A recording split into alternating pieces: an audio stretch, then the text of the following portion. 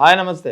YSR Congress party ముఖ్యంగా రాష్ట్రంలో మొన్న జరిగినటువంటి ఎన్నికల్లో 11 సీట్లకే పరిమితమైంది. దీని వెనుక చాలా సమీకరణాలు ఉన్నాయని చెప్తుంటారు. ముఖ్యంగా ప్రధానంగా ఎదుర్కొనే విమర్శ పార్టీకి సంబంధించినటువంటి పార్టీ అధినేత వైఎస్ జగన్ ఏదైతే నా ఎస్సీ, నా ఎస్టీ, నా బీసీ అంటూ చెప్పుకొచ్చారో అటువంటి ఎస్సీ నియోజకవర్గాల్లో ఇప్పుడు పార్టీ పొజిషన్ ఎలా ఉంది, ఎటువంటి మార్పులు చేస్తే దీనికి సంబంధించినటువంటి పరిస్థితి మెరుగుపడుతుంది అనేది ఒక ప్రధానమైనటువంటి ఒక చర్చ నడుస్తోంది.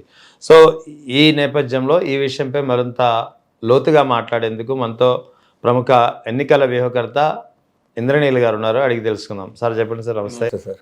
ఏంటి సార్ ఇప్పుడు పార్టీ వైఖరిలో ఏమైనా మార్పు వచ్చిందా, లేకపోతే పార్టీ ఏమైనా మార్పులు చేయబోతుందా, ముఖ్యంగా ఎస్సీ నియోజకవర్గాలకు సంబంధించి?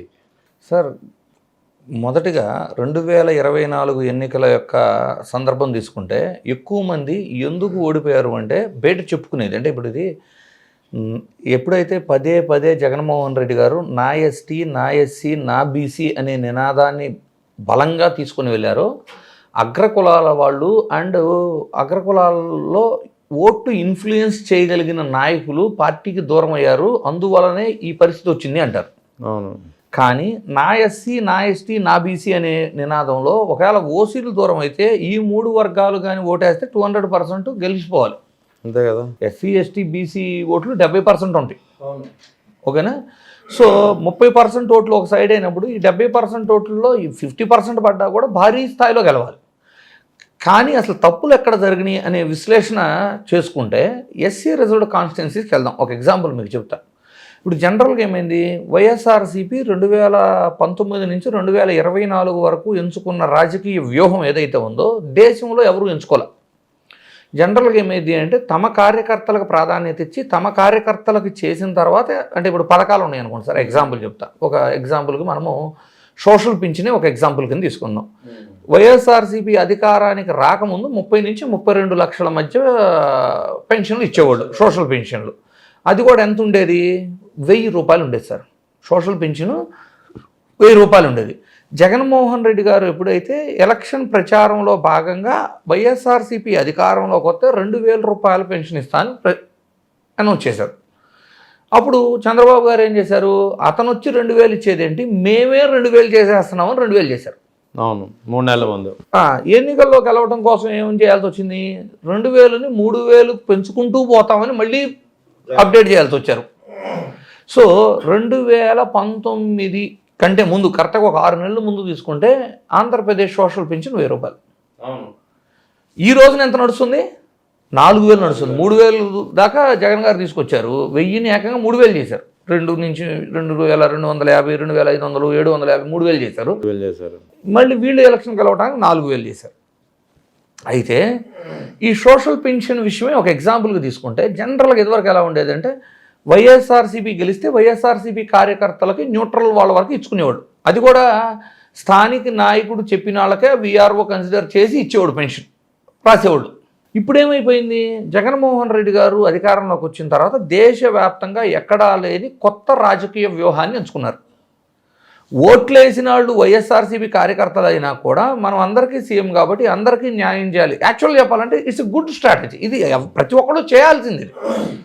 అసలు అంటే రాజ్యాంగబద్ధంగా ఆలోచిస్తే జగన్మోహన్ రెడ్డి గారు చేసింది 200% కరెక్ట్. సో టీడీపీ, వైసీపీ అని భేదభావ్యాలు లేకుండా అర్హులు ఉన్న ప్రతి ఒక్కళ్ళకి ఇవ్వాలి, ఏ పథకం ఇచ్చినా అందరికి ఇవ్వాలి అనే స్ట్రాటజీతో వెళ్ళారు. దీనివల్ల ఏమైపోయింది, ఒకటి బడ్జెట్ భారం భారీ స్థాయిని పెరిగిపోయింది. ఎక్కడ 30 లక్షలు, జగన్మోహన్ రెడ్డి గారు అర్హులందరికి ఇవ్వటం వలన 66 లక్షల మందికి సోషల్ పెన్షన్ ఇచ్చారు. అంటే నెంబర్ డబల్ అయింది. అంటే అర్హులు డబల్ అయ్యారు, ఇస్తున్న పెన్షన్ 3 టైమ్స్ అయిపోయింది. అంటే సార్ 2000 దగ్గర స్టార్ట్ చేస్తే 2 టైమ్స్, రెండోది 3000 దగ్గరకు వస్తే 3 టైమ్స్. 3 టైమ్స్ బడ్జెట్ పెరిగింది. దానికి అర్హులు 2 టైమ్స్ పెరిగారంటే సోషల్ పింఛన్ భారం 6 రెట్లు పెరిగింది. అంతే, 6 రెట్లు పెరిగింది. సో ఈ విధమైన విధానం తీసుకోవటం వల్ల కార్యకర్తలకు ఏమైపోయిందంటే మాకు సపరేట్గా ఏం చేశాడు, ఇప్పుడు కష్టపడి జెండా బట్టి తిరిగి మేము కదా ఓట్లేసింది, అవును, మాకేం చేశారు. గతంలో ఎలా ఉండేది అంటే బైఫర్గేషన్ జరగకముందు వైఎస్ఆర్సీపీ రాజకీయ పార్టీగా ప్రస్థానం స్టార్ట్ అవ్వకముందు ఏముండేది, ఒక టర్మ్ టీడీపీ ఒక టర్మ్ కాంగ్రెస్ గెలిస్తే ఎవరు గెలిస్తే వాళ్ళ కార్యకర్తలకు ఈ పెన్షన్లు ఇలాంటివి జరిగాయి. ఈవెన్ పంట నష్టాలు క్యాలిక్యులేషన్కి వచ్చినప్పుడు కూడా వాళ్ళ కార్యకర్తల వరకే రాస్తారు. మధ్యలో ఒక ఎకరం పొలం వేరే పార్టీకి సంబంధించిన రాసేవాళ్ళు కాదు ఇదివరకు. అవును, నడిచేది. సో అప్పుడు ఎలా ఉండేది అంటే, నేను జెండా బట్టి పోరాడినందుకు నాకు ఇది ఇచ్చారు అంటే వేరే వాళ్ళకి ఇవ్వలేదు కదా. ఇప్పుడు టీడీపీ జెండా బట్టి తిరిగిన వాళ్ళకి వైసీపీ అధికారంలో ఉన్నప్పుడు చేయకపోతే నా కోసం నన్ను గుర్తించి ఇచ్చారు అని నేను ఫీల్ అవుతారు. ఇప్పుడు అందరికీ ఇచ్చిన తర్వాత ఏమైందంటే, ఇచ్చింది తీసుకున్నాము కానీ అతను కూడా ఇచ్చాడు కదా, అటుపక్క పార్టీకి చేసిన అతనికి ఇచ్చాడు, నాకు ఇచ్చాడు, నాకు స్పెషల్గా ఏమి ఇచ్చాడు, అధికంగా నాకేమి ఇచ్చాడు అనేది ఒక ఫీలింగ్ ఉంటుంది. అందుకని మాకేం చేయలేదు అనే భావన అందరిలోకి వెళ్ళిపోయింది. అంటే కాంట్రాక్టులు చేసి బిల్లులు రాని వాళ్ళ ప్రాబ్లం వేరు, కానీ సామాన్య ఓటర్స్ కూడా నాకు స్పెషల్గా ఏం చేశాడు జగన్మోహన్ రెడ్డి అనే భావన పెరిగిపోయింది. దాని ప్రతిపక్షంలో ఉన్నవాడు ఆ రోజున బాగా క్యాష్ చేసుకున్నారు. ఇంకొంచెం అసంతృప్తి పెంచడానికి కొన్ని రాజకీయంగా వ్యూహాలు రచించుకోగలిగారు, వాడు సక్సెస్ అయ్యారు. అయితే ఒక ఎస్సీ రిజర్వ్డ్ కాన్స్టిట్యున్సీ తీసుకునే ముందు వైఎస్ఆర్సీపీ 2019 నుంచి 2024 వరకు అవలంబించిన విధానంలో వాళ్ళ స్టాండ్ ఏంటి? పెత్తందారులు వర్సెస్ పేదలు. ఈ స్లోగన్ కూడా గట్టిగా తీసుకెళ్లారు. ఈ పెత్తందారులు వర్సెస్ పేదలు అంటే వీకర్ సెక్షన్స్ అంతా కూడా నిజంగానే జగన్మోహన్ రెడ్డి గారికి బ్రహ్మరథం పట్టే, అది వాస్తవం. కానీ ఎస్సీ రిజర్వ్డ్ కాన్స్టిట్యున్సీకి వెళ్ళినప్పుడు అప్పర్ సెక్షన్స్ అంతానేమో కూటమికి, వీకర్ సెక్షన్స్ అంతానేమో వైఎస్ఆర్సీపీకి బలంగా ఉన్నప్పుడు రెండు సైడ్స్ నుంచునేది ఎస్సీ అభ్యర్థి కదా, రిజర్వ్డ్ కాన్స్టిట్యున్సీ కదా. ఎస్సీ ఎస్టీ రిజర్వ్డ్ కాన్స్టిట్యున్సీలో ఇద్దరి తరపున నుంచునేది ఎస్సీ రిజర్వ్డ్ అభ్యర్థి అయినప్పుడు ఈ weaker section of votes SC ఓట్లు ఇద్దరికి చీలిపోయాయి. అంటే ఏం జరిగింది? వైఎస్ఆర్సీపీ బలం ఏదైతే ఉందో అది రెండుగా చీలిపోయింది. సో వాళ్ళ బలం అలాగే ఉంది అక్కడ. సో వాళ్ళేంటి, ఎస్సీ రిజర్వ్డ్లో నుంచి సగం ఓట్లు వచ్చినాయి, అగ్రకులాల మద్దతు ఉంది కాబట్టి అవలేలా గెలవగలిగారు. సో ఇప్పుడైనా వైఎస్ఆర్సీపీ తెలుసుకొని, అంటే ఈసారి ఎలక్షన్కి వెళ్ళేటప్పుడు దగ్గర 36 సీట్లు దాకా ఉంటాయి సార్ ఎస్సీ ఎస్టీ రిజర్వ్డ్ కాన్స్టిట్యున్సీలు అన్నీ. అవును, 29 SC reserved and 7 ST reserved కాన్స్టిట్యున్సీలు ఉంటాయి. 36 సీట్లు ఉన్నాయి. 36 సీట్లు అంటే ఆల్మోస్ట్ మీకు దగ్గర ఒక 15 to 20% ఆఫ్ సీట్స్. ఈ సీట్లలో వైఎస్ఆర్సీపీ గెలవాలి అంటే ఓసీల మద్దతు ఉన్న ఎస్సీ అభ్యర్థిని నిలబెట్టుకోగలిగితే ఆ ఓసీలు నేను ఓసీలకు ఏమని చెప్పట్లా, అంటే ఇప్పుడు ఎస్సీ వర్గం ఓట్లు చీలిపోయిన తర్వాత బీసీ ఓసీ ఓట్లు ఎవరికి ఎక్కువ పడితే వాళ్ళు గెలుస్తారు. అవును. సో వాళ్ళ మద్దతు ఉన్న వ్యక్తిని, అంటే ఓసీ బీసీల మద్దతు ఉన్న వ్యక్తిని మనం కానీ సెలెక్ట్ చేసుకోగలిగితే అప్పుడు విజయావకాశాలు ఈజీగా ఉంటాయి. లేదనుకోండి మిగిలిన నియోజకవర్గాలు, అంటే జనరల్ రిజర్వేషన్ అభ్యర్థులు ఏమైందంటే ఇద్దరు జనరల్ అభ్యర్థులు నుంచోబెట్టినప్పుడు ఈ వీకర్ సెక్షన్ సంబంధించిన ఓట్లలో మెజారిటీ ఓట్లు వైసీపీ పడితే ఆ లెక్క వేరుగా ఉంటుంది. కానీ రాబోయే ఎలక్షన్లో కూడా ఎస్సీ రిజర్వ్డ్ కాన్స్టిట్యున్సీలకు వచ్చినప్పుడు ఈ ఓట్లు చీలిపోయినప్పుడు కంపల్సరీ బీసీ ఓసీ ఓట్ల మద్దతు ఎవరికి ఎక్కువ ఉంటే వాళ్ళు గెలుస్తారు. సో ఆ మద్దతు తెచ్చుకోగలిగిన వ్యక్తిని, లేదు వాళ్ళ మద్దతు ఉన్న వ్యక్తిని సెలెక్ట్ చేసుకోగలిగితే ఎలక్షన్ చాలా ఈజీ అవుతుంది వైఎస్ఆర్సీపీకి. మీకు ఇంకొంచెం బెటర్ ఎగ్జాంపుల్ చెప్పాలంటే మీరు కోనసీమకి వెళ్ళండి. అక్కడ ప్రధానంగా 3 కులాలు ఉంటాయి. అంటే మత్స్యకారులు ఉంటారు, మాది కమ్యూనిటీ ఉంటుంది, అట్లా అన్ని కమ్యూనిటీలు, క్షత్రియులు ఉంటారు, దళిత, కాపు, బీసీ, 3 ప్రధానమైన కులాలు. డిసైడర్స్ ఎవరు? కాపు, మాల, శెట్టి బలిజ, మాల, కాపు. ఈ 3 కులాల్లో 2 కులాలు ఎటు మొగ్గితే అటు గెలుస్తారు, 2 కులాలు ఎటు మొగ్గితే అటు గెలుస్తారు. అలాంటి సందర్భం ఉన్నప్పుడు మీరు కానీ గత 30 ఏళ్ళగా మీరు చరిత్ర తీసుకున్నా కూడా గతంలో కాంగ్రెస్ కూడా కోనసీమలో కాపులకి ఎక్కడ టికెట్లు ఇవ్వాలి. ఫస్ట్లో ఇవ్వలేదు, ఇప్పటికి ఇవ్వట్లేదు. వైసీపీ కూడా ఇవ్వాలి. ఏమవుతుంది?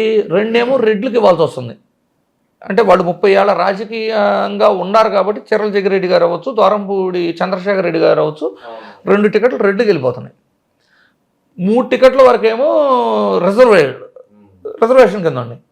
ఇక మిగిలిన 1-2 టికెట్లు ఏమవుతుంది అంటే రామచంద్రాపురంలో వైఎస్ఆర్సీపీ శెట్టిబలిజని ఎంచుకోవాల్సి వస్తుంది, మీకు ముమ్మిడివరంలో మత్స్యకారుని ఎంచుకోవాల్సి వస్తుంది. సో కాపులకు అసలు టికెట్లు ఇవ్వకపోవటం, 30 ఏళ్ళకి ఇదే ఉండటం వల్ల కాపులంతా కూడా టీడీపీకి వెళ్ళిపోయారు. మాల సామాజిక వర్గం అంతానేమో కాంగ్రెస్ వైసీపీలో ఉన్నారు. అక్కడ శెట్టిబలిజలు ఎవరు మొగ్గు చూపిస్తే వాళ్ళదే అధికారంలాగా ఉంది. ఇక్కడ వైఎస్ఆర్సీపీ టికెట్ ఇచ్చినా కూడా ఇచ్చిన పాకెట్లో అంటే ఇప్పుడు రామచంద్రాపురంలో టికెట్ ఇస్తే అక్కడ మాత్రం ఓట్లు పట్టడం, ఒకప్పుడు అమలాపురంలో సెట్టిబల్జీకి టికెట్ అంటే టీడీపీ కాపులకి కాంగ్రెస్ సెట్టిబల్జీకి ఇచ్చింది కాబట్టి అక్కడ ఉన్న సెట్టిబల్జీలకు వైఎస్ఆర్సీపీకి మద్దతు ఉంటాం. సో నియోజకవర్గానికి ఒక నియోజకవర్గానికి ఇంకో నియోజకవర్గానికి పొంతం లేకుండా ఆ పాకెట్స్లో మాత్రమే మద్దతులాగా ఉన్నారు. సో అక్కడ ఉన్న 3 ఎస్సీ రిజర్వ్డ్లో కూడా సెట్టిబల్జీలో కాపుల మద్దతు తెచ్చుకోగలిగే అభ్యర్థికి ఇవ్వగలిగితే ఎన్నిక చాలా సులువుగా గెలుస్తారనమాట వైఎస్ఆర్సీపీ. సో ఇలాంటి తప్పులు ఎన్నో జరుగుతున్నాయి. అంటే 30 ఏళ్లగా కోనసీమలో ప్రధానమైన 3 కులాలు ఉంటాయి. ఒక కులం వాళ్ళకి ఒక్కొక్క టికెట్ కూడా ఇవ్వనప్పుడు ఆ కులం అంతా దూరం అవుతుంది కదా. రెండోది ఏంటి, సరే వేరే కులాన్ని ఎంకరేజ్ చేస్తున్నప్పుడు ఆ కులం ఓట్లని అన్ని నియోజకవర్గాల్లో తెచ్చుకోగలగాలి కదా. అవును. మూడోది 3 ప్రధానమైన కులాలు ఉన్నప్పుడు ఒక కులం సంబంధించిన ఓట్లు అంటే మాల సామాజిక వర్గానికి సంబంధించిన గంపకొత్తగా వైసీపీ పడుతున్నా ఎస్సీ రిజర్వ్డ్ కాన్స్టిట్యున్సీలు ఇద్దరు మాలలను పెట్టడం వల్ల ఏమైంది, ఆ ఓట్లు చీలిపోతున్నప్పుడు మిగిలిన ఓట్లు తెచ్చుకోవాలి కదా. సో ఇవన్నీ దృష్టిలో పెట్టుకొని ఇంకొంచెం వర్క్ చేసుకుంటే కానీ వైఎస్ఆర్సీపీ పుంజుకోలేదు అనేది అయితే చాలా క్లియర్ కనపడుతుంది సార్. మరి ఇప్పుడు దీనికి పార్టీ ఏమైనా అంతర్గతంగా ఏమైనా చేసుకునేది ఎందుకు చేసుకోదు, ఇప్పుడు మార్పులు చేయడానికి కానీ విధానంలో మార్చుకోవడానికి కానీ తప్పకుండా చేసుకోవాలి సార్. చేసుకోకుండా అంటే ఆటోమేటిక్గా గెలిచేస్తాము, ప్రజా వ్యతిరేకత మీద గెలిచేద్దాము అంటే అది అంత ఈజీ కాదు. ప్రజా వ్యతిరేకత ఉన్నమాట వాస్తవమే, కానీ ఆ ప్రజా వ్యతిరేకతని వైఎస్ఆర్సీపీ చేపుచ్చుకోవాలి అంటే కార్యాచరణ ఏదో ఒకటి ఉండాలి కదా.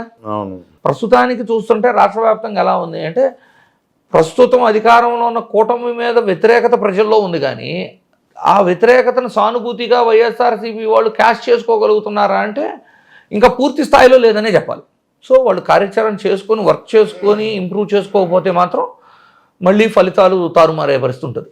కానీ ఇప్పుడు కోనసీమ లాంటి జిల్లాలో మొన్న ఈ మధ్యన మాట్లాడినప్పుడు కూడా లాస్ట్ 2024 ఎలక్షన్లో ఏదైతే polarisation of votes between TDP and Janasena జరిగిందో, ఇటు బీసీలు తర్వాత కాపులు పెద్ద ఎత్తున వన్ సైడ్ వెళ్ళారో, అది ఇప్పటికీ అలాగే ఉంది.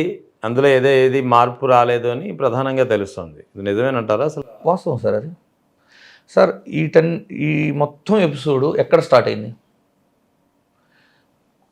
అమలాపురంలో అంబేద్కర్ గారి పేరు పెట్టిన తర్వాత జరిగిన అల్లర్ల కారణంగా కాపులకి సెట్టిబలిజలకి పచ్చగడ్డి అత్తే బొగ్గుమనే విభేదాలు ఉన్నా కూడా వాళ్ళిద్దరూ వన్ సైడ్ అయిపోయారు.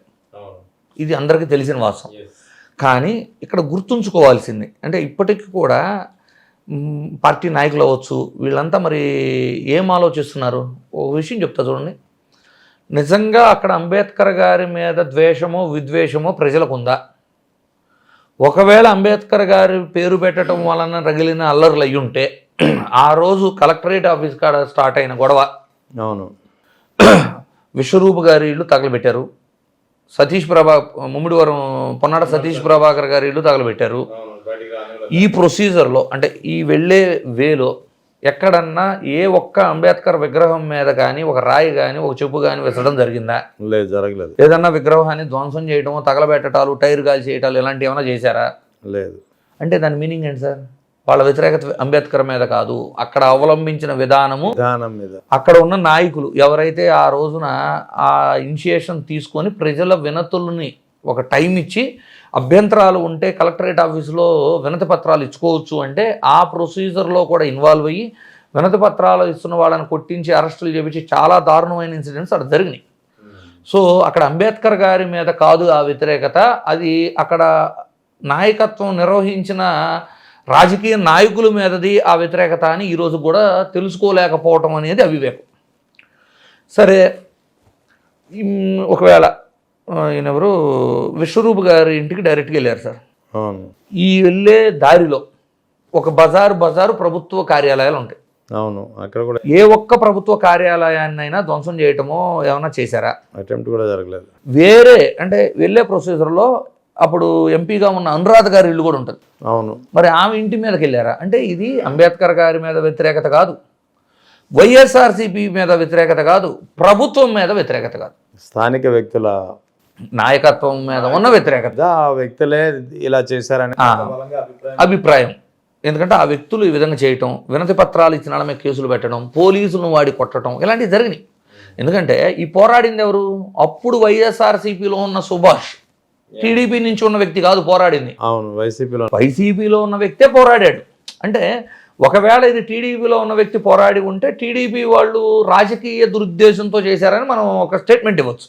ఇక్కడ జరిగింది ఏంటి చూడండి. మళ్ళీ అంబేద్కర్ గారి మీద వ్యతిరేకత లేదు అని చెప్పడానికి ఏ విగ్రహంని టచ్ చేయలేదు, ఎలాంటి దుశ్చర్యలు పాల్పడలేదు. వైఎస్ఆర్సీపీ మీద వ్యతిరేకత లేదు అని చెప్పాలి అంటే చింతానరాధ గారి ఆఫీసు ఇలాంటి ఆఫీసులు దాటే వెళ్ళారు, ఎవరిని టచ్ చేయలేదు. ప్రభుత్వం మీద వ్యతిరేకత లేదు అని చెప్పాలంటే ఒక లైన్లో మీకు ప్రభుత్వ కార్యాలయాలు ఉంటే వీటేటిని టచ్ చేయలేదు. సో డైరెక్ట్గా విశ్వరూపు గారి ఇంటికే వెళ్ళి చేయటంలో ఉన్న ఉద్దేశాన్ని నాయకత్వం గ్రహించలేకపోయింది. దీన్ని కేవలం ఎలా చూశారంటే అంబేద్కర్ గారి పేరు పెట్టడం వలన జరిగిన కుల ఘర్షణలాగా తీసుకెళ్లారు. అవును, కులాల మధ్య విద్వేషంలాగా తీసుకెళ్ళిపోయారు.